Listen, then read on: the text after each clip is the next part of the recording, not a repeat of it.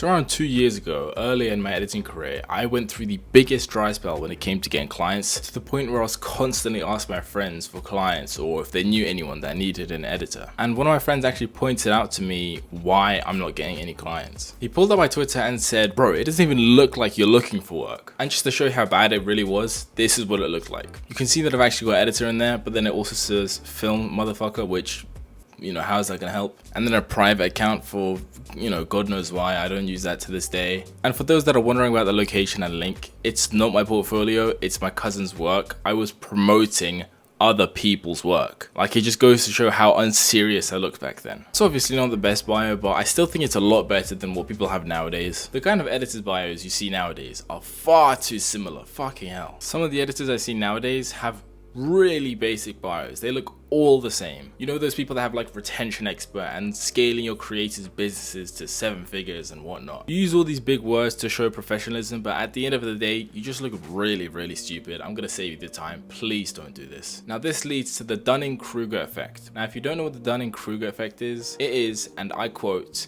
"a cognitive bias in which people with limited competence in a particular domain overestimate their abilities." If you know what that means, it's essentially people who are average or shit at something claim to be much better or knowledgeable in the subject that they are. So editors that are early in the game have the need to maybe say that they've been doing editing for like 6 years, and they say that they've had X amount of clients and generated X amount of money for them. But realistically, none of us really know what we're doing. Now, if you have this sort of bio, then don't worry, I'm not here to poke fun. I'm just here to say that there's many other editors just like this. I advise you all change this, because once a client comes to find an editor, he's gonna find all of you and think they're the exact same person. How can I filter this and who can I pick? They're gonna pick the cheapest editor, okay? They're not gonna find any of you unique, and I'm just being truthful. So how come I've got a say in this? Let's take a look at my bio. Now, is it completely optimal for clients? No, it's not. But I have my reasons for my bio. And in fact, every editor needs to do this, where when they see something that works, before they try and go and copy it, try and think, why does this work? Or at least, why did this person do this? At the moment, I'm not really looking for any commission work. I'm in uni right now, as you can see. So I don't mention anything about portfolio or commissions open, and I don't really tweet about it. My goal is to connect with editors more and help them out if they need. So I decided to put some free sets in there to give a bit of a taster to my work and my editing style, along with my most recent clients that I've worked with. And funnily enough, these are my biggest clients, and the biggest clients going into your bio can really help and establish your reputation, depending on how big the clients actually are. But now, if I was looking for clients, I'd change the free sets here to work with me, and instead of the free sets, I would put a link to my portfolio. Now, if there's too much detail and text in your bio, chances are people aren't gonna read it. They're just gonna skip over it. It's like that saying, if you highlight everything, you highlight nothing. Just keep it simple. If you want to add the amount of views you've had across all your work, that's fine, you can add that too. And don't restrict yourself to one genre of video. If you work best with talking head videos, that's cool, but just don't put down your bio where you only work on talking head. This just shows that you're too stubborn to learn and expand your editing styles. It's just the ultimate client repellent. And one more thing about these optimal bios, I've seen way too many people put in how long they've been working in editing. And this is especially worse if you lie and put bigger numbers on there. Basically what I mean is, let's say you have 2 editors, right? They're both the same skill level, except one has been working for 7 years and one has been working for 2 years. They're both at the same level, so how the hell do you pick? The chances are the client is going to pick the one with 2 years. Why? Because they've been working a lot less and they've reached that level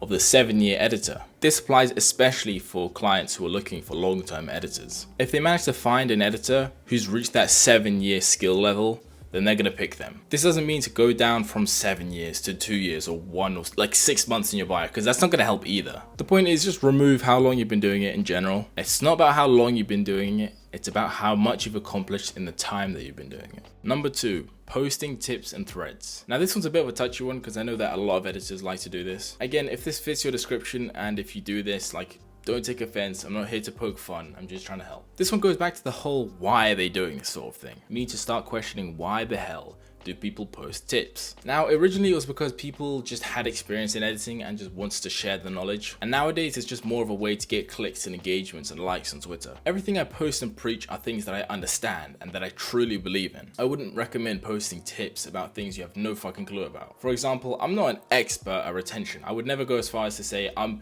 an expert retention editor when I don't really know much about it. Past few months I've been practicing, I've been learning, I've been trying to get my skill and knowledge up in it, but I don't know enough about about it to go and start making threads and posts about it, you know, fucking top 3 retention tips. Like, no, like I don't understand it that well. So I wouldn't go as far as to preaching it to other editors that are newer, because that's harmful, that's dangerous. These guys could pick it up and think, okay, now I know how retention editing works, and go and completely fuck up their work. You need to be very careful about the stuff that you post, which leads me to my next point, posting. But more specifically, the before and after format. I know you've seen it, you've probably tried it in fact. Before, everyone's doing a default, just posting your full highlights of the video they've been working on. But nowadays, people like to do this before and after thing, which honestly, I have no fucking clue why. This method is just rinsed and overused. Everyone knows that edited videos have raw footage before them, so why the fuck do we keep doing this? And again, if you do this, I mean no offense. Now, it worked for a bit at first, but honestly, if you're posting it and it's not getting results, the reason is probably because it's been overused. Twitter videos are very small and very low quality, so we need to use the best of what we have. Clients aside, if you just want to connect and network with other editors, this isn't the way. 2 to 3 years ago, editors on Twitter would look at each other's work,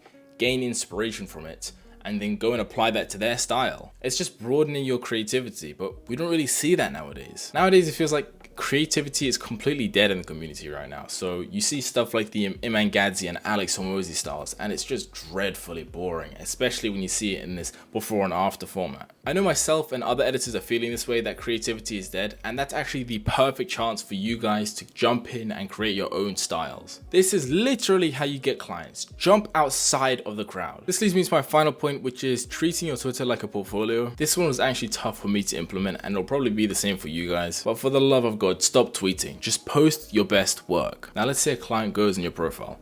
They'll immediately eliminate you as a candidate. Why? Because you have no work posted, or at least you don't have any work that they've seen within the first few seconds of scrolling on your Twitter page. This is just the harsh truth and harsh reality. People generally don't really care about, you know, how your day went or what you ate or like what your dog looks like. They want to see your work. They want to see what you can do. And if you're someone that's been thinking about posting work and you've been worried about your post performance, this is probably why. Cutting down the amount of time that you tweet helps.